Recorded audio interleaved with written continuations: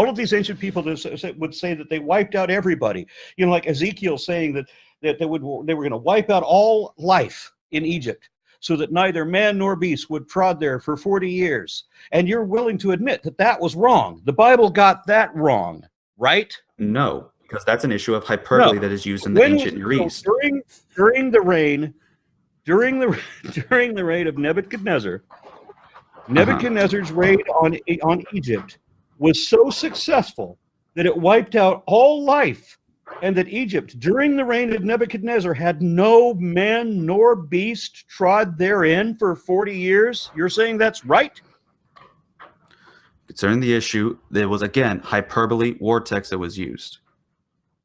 That was used in the ancient Near East. Was that right? The answer is either yes if it was right, or no if it's not right. We don't need to use yes this in the context. Terms of.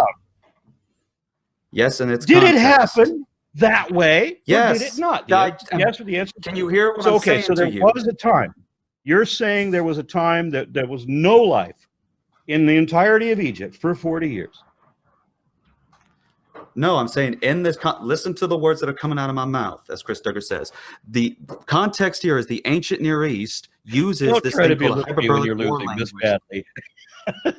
I'm not losing. I'm simply relaying to you facts that you are discrediting. Of course you're losing. Listen to you.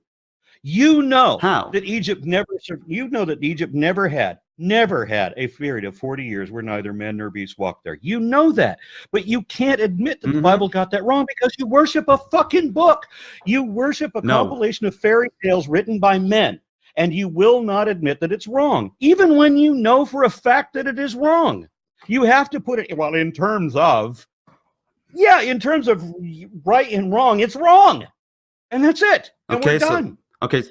Okay, so by that standard, if someone says that car's flying down the road, I might say, stop sprouting lies, stop being an idiot. Because by your logic, they're wrong too. Yeah, I don't believe in exaggeration. Exaggeration is dishonest.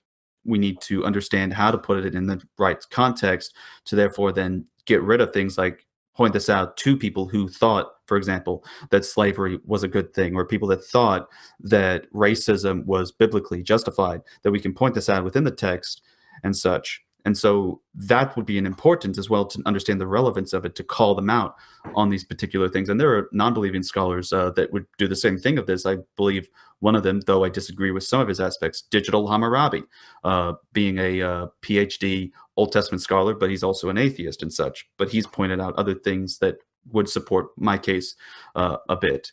But again, it's just the issue of if there's anything of relevance. I'd be very surprised at that, because I've had long conversations with Digital Hammurabi, and he and I seem to be very much on the same page. What? Yeah, I don't believe in exaggeration. Exaggeration is dishonest, and he and I seem to be very much on the same page. Yeah, I don't believe in exaggeration. Exaggeration is dishonest, and he and I seem to be very much on the same page. Alrighty then.